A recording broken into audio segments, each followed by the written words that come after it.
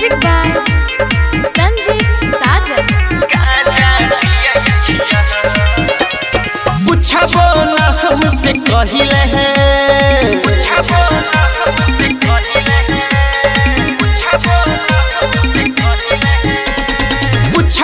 ना हमसे कहिले हमको ना जियै छिया। तू छी साई के पहचा में हम गांजा पियै छिया।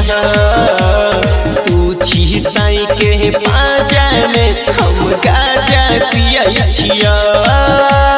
पूछबो ना हमसे कहिले हमको ना जियै छिया। तू छी साई के पहचा में हम गांजा पियै छिया। तू छी साई के पहचा में हम गांजा पियै छिया।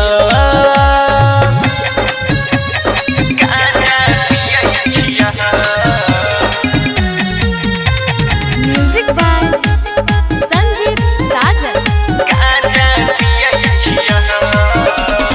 छोड़ै के जाती रहा नहीं करती रे प्यार गे।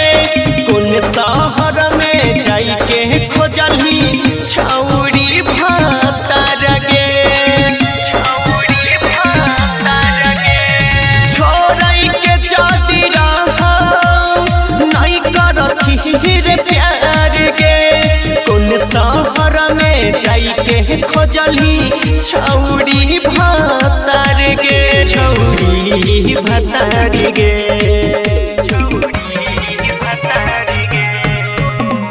याद में भेलियौ पागल, याद में भेलियौ पागल।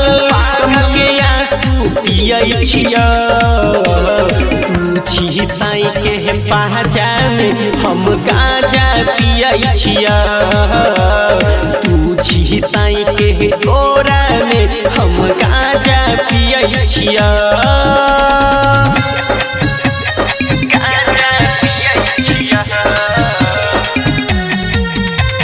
म्यूजिक बाय संजय साजन। जिंदगी हमारा उजरल ही नहीं रहबी खुश गे।